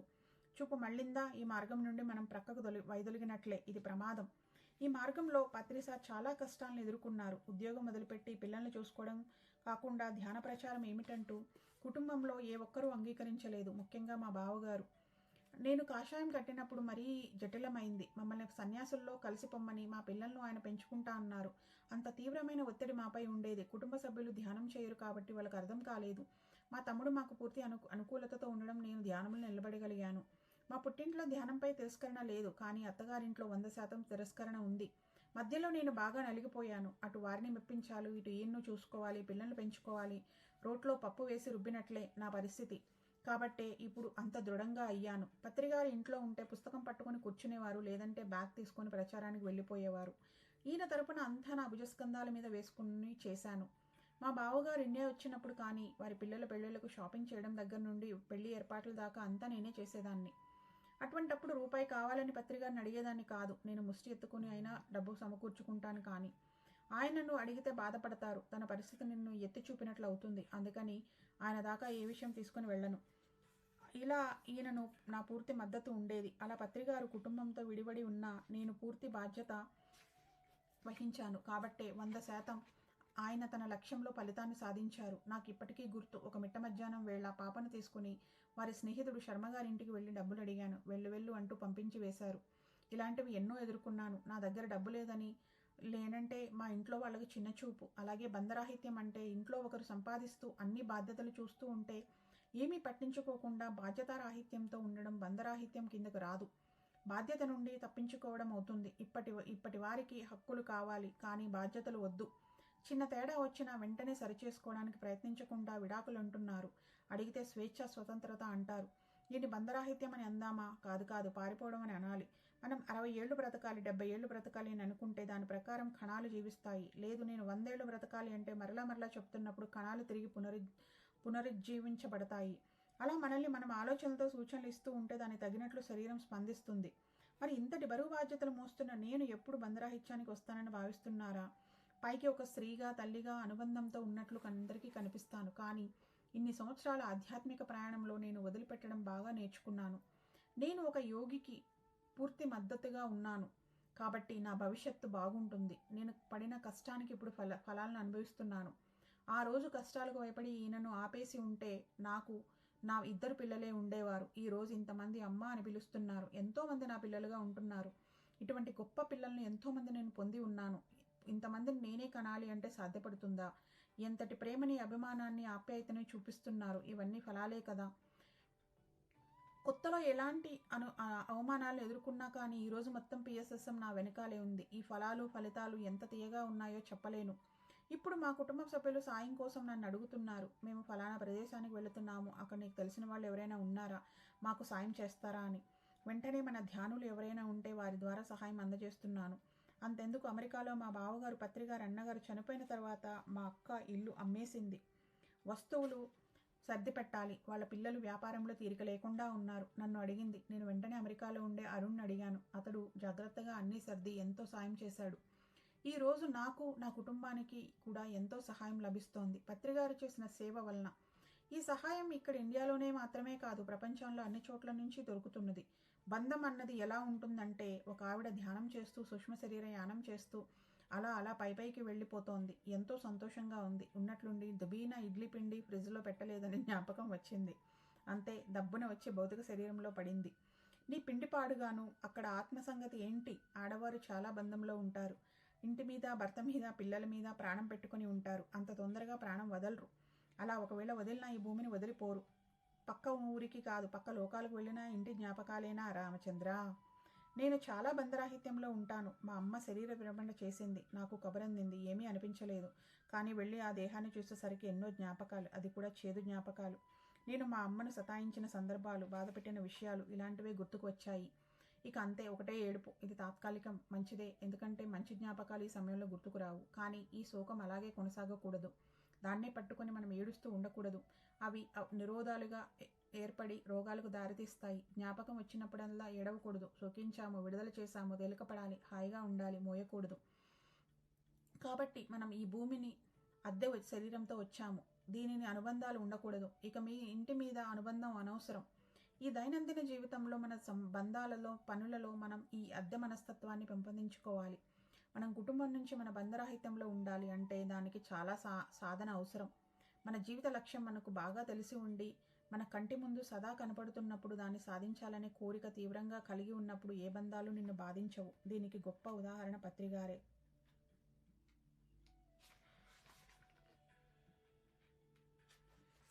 వినమ్రత. సత్కారం కోసం ప్రత్యేకంగా కార్యక్రమం జరగడం చేమకుర్తిలోనే మొదటిసారి. అంతకు మునుపు ధ్యాన చక్రాల్లో సన్మానాలు జరిగినా కానీ దీనికని ప్రత్యేక కార్యక్రమం చేయడం ఇదే ప్రథమం. 5 నెలల క్రితమే సిద్ధ నాగేశ్వరరావు గారు కోరి మరీ సమయం తీసుకున్నారు. వీరింటిపైన చేమకుర్తిలో 2 గదులు క్రొత్తగా కట్టి వాటికి లిఫ్ట్ పెట్టి మరీ మమ్మల్ని పిలిచారు. మా కోసం ప్రత్యేకంగా ఇంతటి ఏర్పాట్లు చేసి మేము ఇబ్బంది పడకూడదని చేశారు. ఆత్మీయంగా పిలిచారు కాబట్టి స్వీకరించాము. వారు నాకు ప్రత్యేకంగా చీరలు, బంగారు గొలుసు ఇవ్వాలి అనుకున్నప్పుడు నేను దాన్ని అంతరంగికంగా జరపమని చెప్పాను. అందరి ముందు అలా ప్రదర్శించుకోవడం నాకు ఇష్టం లేదు. పైగా నాకు ఇచ్చే బంగారం ఏదైనా కానీ మా పిల్లలకు చెందుతుంది అని చెప్పగా సరేనని ఇంటి దగ్గరే మధ్యాహ్నం జరిపించారు. సిద్ధా నాగేశ్వరరావు, పద్మావతి మేడం ఇద్దరూ ఈయన దగ్గరికి వెళ్ళి, ఈరోజు పత్రి మేడం మా అమ్మాయి, మీరేమో మా అల్లుడు కారు, మేము బ్రతిమాలుతున్నాము, దయచేసి మీరు రావాలి అంటూ గడ్డం పట్టుకుని బ్రతిమలాడి మరీ పిలిపించుకుని వచ్చి మా చేత దండలు మార్పించారు. నాకు 5 చీరలు సారి పెట్టారు. అవి నాకు ఇచ్చిన తర్వాత ఆవిడ అటు కనుమరుగైన వెంటనే 5 చీరలను అక్కడికక్కడే అందరికీ పంచిపెట్టాను. నేను ఒకటి ఉంచుకోలేదు. సాయంత్రం కళ్యాణ మండపంలో సత్కారం కార్యక్రమం. ఇంటి దగ్గర నుండి మేళతాళాలతో తీసుకువెళ్లారు. చుట్టుపక్కల నుండి చాలామంది వచ్చారు. హాల్లో కాకుండా బయట చాలామంది ఉన్నారు. వాళ్ళందరూ చూసేసరికి పెద్ద LED తెరను ఏర్పాటు చేశారు. సిద్ధ వాళ్ళు 6 అన్నదమ్ములు. ఇందులో వాళ్ళ పెద్దన్నయ్య కూడా పాల్గొన్నారు. నేను వారి కాళ్లకు ప్రణమిల్లాను. వేద పండితులు మొదట వేద ప్రాశస్త్యాన్ని సెలవిచ్చి ఆ తర్వాత వేద పారాయణలు చేశారు. అంతే, నేను ధ్యానస్థితిలోకి వెళ్ళిపోయాను. ధ్యానంలో నాతో నేను సంభాషించుకున్నాను. ఈ సత్కారం నీ దేహానికి మాత్రమే, నీ ఆత్మకు కాదు. నీ ఆత్మకు ఇదేది అవసరం లేదు. నువ్వు నీ కాళ్ళు భూమి మీద నిలుపుకోవాలి, పైకి ఎగరవద్దు అని నీ సంస్కారం కాదు. ఇది నీకు సిబ్బంది కాదు. నీ ఆత్మకు సత్కారం పైలోకాల్లో ఉంటున్నదే, మురిసిపోవద్దు. బీ గ్రౌండెడ్ అని వదలకుండా నాకు నేను సూచనలు ఇచ్చుకున్నాను. ఇది అడిగి చేయించుకునే సత్కారం కాదు. అడిగితే అది కోరిక అవుతుంది. కోరి చేయించుకోవడం కాదు. అర్హత ఉంది కాబట్టే జరుగుతుంది. కానీ మిడిసిపడవద్దు అని నాకు నేను చెప్పుకుంటున్నాను. ఎప్పుడూ మనం ఇలా చెప్పుకుంటూ ఉండాలి. ఎవరైనా మనకు ప్రాముఖ్యం ఇచ్చేసరికి మనమే నేను చాలా ముఖ్యం అని అనుకోకూడదు. పత్రిగారికి ఎన్నో అవార్డులు వచ్చినా ఆయన ఎప్పుడైనా గర్వపడ్డారా? ఇది అందరికీ అని అంటారు. నాకు ఎప్పుడు పత్రిగారే స్ఫూర్తి. ఆయన ఎలా భావిస్తారో నేను కూడా అలాగే ఉండాలని కోరుకుంటాను. ఈ సత్కారం ఆయన వల్ల నాకు వచ్చింది. ఆయన భార్య అన్న అర్హతతో నాకు వచ్చిన సత్కారం ఇది. నాకు ఆనందమే కానీ ఇదే సత్యం కాదు. ఇదంతా నాటకం. కొన్నిసార్లు నన్ను సన్మానించినా లేక పత్రిజీతోటి నన్ను కూర్చోబెట్టి సన్మానించినా నేను బిగుసుకుపోతాను. ఎప్పుడైతే ఇది నాకు కాదు అని అనుకుంటానో అప్పుడు ఆది దంపతుల దర్శనం కలిగింది. ఎంతో గొప్ప అనుభవం పొందాను. మహదానంద పడిపోయాను. ఇటువంటి సందర్భాలను ఎలా అధిగమించాలి? నేనేమీ ప్రత్యేకం కాదు. ఈ సన్మానం నాకు కాదు. ఇది నువ్వే తీసేసుకో. ఇది నీకే చెందుతుంది అని నా దృష్టిని పైకి సారించాను. పత్రిగారు ఈ స్థితిని ఎప్పుడో సాధించారు. నేను ఇప్పుడు సాధిస్తున్నాను. ఇది సాధించడానికి నేను చాలా కష్టపడ్డాను. కానీ కోరి సాధించాను. ఈ స్థితిని ఎంతో కాలంగా, అది 15 సంవత్సరాలుగా సాధన చేస్తున్నాను. సన్మానాలప్పుడే కాదు, వేదిక మీద మాట్లాడమన్నప్పుడు కూడా. వేదిక కింద ఉన్నవారు నేను సమానమే. పైన ఉన్నంత మాత్రాన నేనేమీ గొప్ప కాదు. మనందరం కలిసే ఈ ప్రయాణం చేస్తున్నాము. ఎప్పుడైతే మీరు చేయండి, మీరు ఇలా ఉండండి అని చెప్పకుండా మనం చేద్దాం, మనం ఇలా ఉందాం అని నన్ను కూడా ఎదుటివారితో కలుపుకొని చెప్పడం చేశాను. అప్పటి నుండి మార్పు రావడం జరిగింది. నేను మీ నుండి వేరు కాదు అనే భావన ప్రబలింది. ఐ అండ్ నుండి వీకి ప్రయాణించాను. ఇంతమంది పిఎస్ఎస్ఎంలో పనిచేస్తున్నప్పుడు వారితో కలిసి మన ప్రయాణం ఉంటుంది. వారే లేకపోతే మన ప్రయాణం నిరర్ధకం అవుతుంది. వేద పారాయణం తర్వాత పత్రిజీ అందరి చేత మాట్లాడించి ధ్యానం చేయించారు. నేను మరలా ధ్యాన స్థితిలోకి వెళ్ళాను. ఇక్కడ వీళ్ళు బొట్టు పెట్టి, గంధం పూసి, తలపాగా పెట్టి, దండలు వేసి, శాలువాలు కప్పుతున్నా నేను ధ్యాన స్థితిలో నుండి బయటకు రాలేదు. నాకు నేను గట్టిగా ఈ సన్మానం నాకు కాదు అని చెప్పుకున్న కారణంగా ఈ సన్మానం అంతా పైన పార్వతీ పరమేశ్వర్లకు జరుగుతున్నట్లు చూశాను. నేను ఆనందంతో తిలకిస్తున్నాను. నేను ఇక్కడ వీళ్ళు చేస్తున్నది భావిస్తున్నాను, గ్రహిస్తున్నాను. వారి స్పర్శ తెలుస్తున్నది, కానీ చేతులు వినపడడం లేదు, కళ్ళు తెరుచుకోవడం లేదు. ధ్యానం నుండి బయటకు వస్తే ఎక్కడ ఆనందం ఆగిపోతుందేమోనని అలాగే ఉండిపోయాను. ఆ స్థితి నుండి నాకు బయటకు రాబుద్ధి కావడం లేదు. ఆది దంపతులకు సత్కారం అన్నారు కదా, సాక్షాత్తు ఆది దంపతులైన పార్వతీ పరమేశ్వర్లకే జరుగుతున్నట్లు చూశాను. ఆ ఆనందం వర్ణనాతీతం. ఇక్కడ ఈ సత్కారం చూస్తున్నారు, అక్కడ ఆ సత్కారము చూస్తున్నాను. రెండూ నేనే. ఒళ్ళు పులకరించిపోతోంది. సాక్షిభూతంగా ఉండడానికి నన్ను నేను శృతి చేసుకున్నాను. పత్రిగారు ఎప్పుడూ ప్రత్యేకతలకు ప్రాధాన్యం ఇవ్వరు, ఒప్పుకోరు. నేను కూడా అంతే. అట్లాంటిది ఇక్కడ సత్కారంలో పెద్ద సోఫాలో మమ్మల్ని కూర్చోబెట్టగా పత్రిగారు అంగీకరించి కూర్చున్నారు. నేను కూర్చున్నాను. సభా మర్యాద పాటించి ఈ ప్రత్యేకతకు తలొగ్గాల్సి వస్తుంది. కానీ మనసులో నో అని అనుకున్నాను. నా లోపల ఇంత మదనం జరుగుతున్నది. చెన్నై మాస్టర్స్ గజమాలతో సత్కరించారు. మహా బరువుగా ఉంది. అంత దూరం నుండి వాడిపోకుండా తాజాగా ఉండడానికి తంటాలు పడి తెచ్చారు. మరి ఆ తరువాత అందరికీ సన్మానాలు చేశాము. నేను నా అనుభవ ఆనందాలతో ఆ సన్మానాలు చేశాను. ముందు మా రథసారథులైన రాజు మరి సాయిలకు సన్మానం చేయడం బాగుంది. మా కోసం వాళ్ళు రేయింబవుళ్ళు కష్టపడతారు. వారిని ఎవరూ పట్టించుకోరు. అట్లాంటిది వారిని పిలిచి బట్టలు పెట్టి మర్యాద చేయడం అది ప్రప్రథమంగా ఎంతో బాగుంది. ఆ రోజు దాదాపు 50 మందికి పైగా సన్మానం చేస్తున్నప్పుడు నేను చాలా ఆనందంగా ఉన్నాను. నాకు సన్మానం జరుగుతున్నప్పుడు భావన వేరుగా ఉంది. అదే నేను ఇంకొకరికి సన్మానం చేస్తున్నప్పుడు ఆ ఆనందం వేరుగా ఉంది. అన్ని ఊర్ల నుండి అందరూ వచ్చారు. రామలక్ష్మణులు మంచిగా డాన్స్ చేశారు. ఇలా అందరూ కలుసుకోవడం పండుగలా ఉంది. ఆ రోజంతా ఆహ్లాదంగా ఉన్నాను. శివపార్వతుల దర్శనమైనప్పుడు ఏవైనా చిన్న చిన్న లోపాలు ఉంటే అవి అన్నీ వారి ఆరాలో కొట్టుకుపోతాయి. పత్రిజీ కూడా చెప్పారు. మనం సత్యం మాట్లాడుతున్నప్పుడు సత్యలోకంలో ఉంటామని, సేవ చేస్తున్నప్పుడు స్వర్గంలో ఉంటామని, సంగీతం వింటున్నప్పుడు సంగీతానికి సంబంధించిన లోకాలలో మానసికంగా ఉంటామని చెప్పడం జరిగింది. ఇది నిరంతరం మన సాధన చేస్తున్నప్పుడు క్రమక్రమంగా ఆ లోకాలలో ఉండడం జరుగుతుంది. ఉదాహరణకు ధ్యాన చక్రంలో సంగీత ధ్యానం చేస్తున్నప్పుడు అందరూ సంగీతాన్ని సంబంధించిన లోకంలో ఉంటారు. అందుకే కదలక మెదలక ఉలకక పలకక అలా గంటల తరబడి ధ్యానం చేస్తారు. పైగా అప్పుడే అయిపోయిందా అని అంటారు. అంటే వాళ్లకు కాలం ఘనీభవించిందన్నమాట. ఒకప్పుడు నా అనుభవాలు నాలోనే ఉండేవి. అప్పుడప్పుడు కొంతమంది ఆత్మీయులతో ముచ్చరించుకోవడం ఉండేది. ఇప్పుడు స్వర్ణామృతం ద్వారా అందరికీ పంచే అవకాశం వచ్చింది. నేను కూడా ఈ అనుభవాలను జ్ఞాపకం చేసుకుంటున్నాను. ఆ అనుభవం ఎలా వచ్చింది? ఈ సమయ సందర్భాలన్నీ ఒకసారి చూసుకునే వీలు కలుగుతోంది. నన్ను నేనే నా తోటి పోల్చి చూసుకుంటున్నాను. అప్పుడెలా ఉన్నాను, ఇప్పుడెలా ఉన్నాను అని. ఇలా పరిశీలనలో నాకు తెలుసుకున్నాను. Yes, I'm developing. ఈ అభివృద్ధే లేకపోతే పత్రిగారి భార్యగా నేను బ్రతకడం దండగా. I should develop. ఈ అభివృద్ధి నాకు కనపడాలి. పలు కోణాలలో రకరకాల పోరాటాలు, ఎన్నో కష్టాలు నన్ను బలపరిచాయి. ఈ ఇబ్బందులు పడుతున్నప్పుడు ఎంతో బాధ ఉంటుంది. వాటిని తట్టుకొని పైకి వచ్చినప్పుడు ఈ ఆనందంతో పాటు పెద్ద బహుమతే పొందుతాము. ఇదంతా ఒకసారి అలా వెనుతిరిగి చూసుకొని నెమరు వేసుకున్నప్పుడు మరింత బాగుంటుంది. నా ఎత్తుపల్లాలు అన్నీ మామూలువి కావు. అన్నింటిలో శిఖరాగ్రాలను మరి లోతులను చూశాను. అందుకే రాటు తేలాను. ఇటువంటి పరిస్థితులే అనుభవిస్తున్నప్పుడు నన్ను కలిసి వారు మాట్లాడినప్పుడు వారికి ఓదార్పుగా ఉంటుంది. కలవడమే కాదు, స్వర్ణామృతం చూసి కూడా ఎంతో మంది తమ తాము సంభాళించుకున్నారు. నన్ను ఎవరైతే క్రింద పడవేయాలని అణదొక్కాలని చూశారో వారు ఇంకా కిందే ఉన్నారు. నేను మాత్రం పైకి వచ్చాను. అందుకే నాకింత సంతోషం. నన్ను నేను విశ్లేషించుకున్నాను. విశ్లేషించుకుంటేనే ఎదుగుతాము. మనం పరిపూర్ణంగా ఉన్నప్పుడే కదా తక్కిన వారి చెప్పగలుగుతాము. అన్ని కోణాల్లో కాకపోయినా కొన్ని కోణాల్లో నేను దేన్నైతే అనుసరిస్తున్నానో దాన్ని ఎదుటివారికి సరిగ్గా చెప్పగలను. మనం కొంతమందిని చూసి ఎలా ఉండాలి, మరి కొంతమందిని చూసి ఎలా ఉండకూడదు అని నేర్చుకున్నట్లే మనల్ని మెచ్చుకునేవారు, నొప్పించేవారు అందరూ మనల్ని బోధించేవారే. Both are teachers. ఈ సన్మాన సభలు మనకు పరీక్షా సమయాలు. మన మనస్సు, శరీరం, బుద్ధి ఎలా ఉన్నాయో గమనిస్తూ ఉండాలి. సన్మానాలకు మైమరిచి పైపెగిరి ఎగురుకుంటూ వెళ్ళామా? తస్మాత్ జాగ్రత్త. అక్కడి నుంచి కింద పడితే అంతే సంగతులు. ఒళ్ళంతా దెబ్బలే, గాయాలే. కాబట్టి అవగాహనతో ఉండండి. ఒకవేళ ఎక్కినా క్రింద పడకుండా చక్కగా నిరహంకారంతో అక్కడే నిలదొక్కుకోండి. Now I tell you, my life journey is simply superb. Thank you masters, thank you.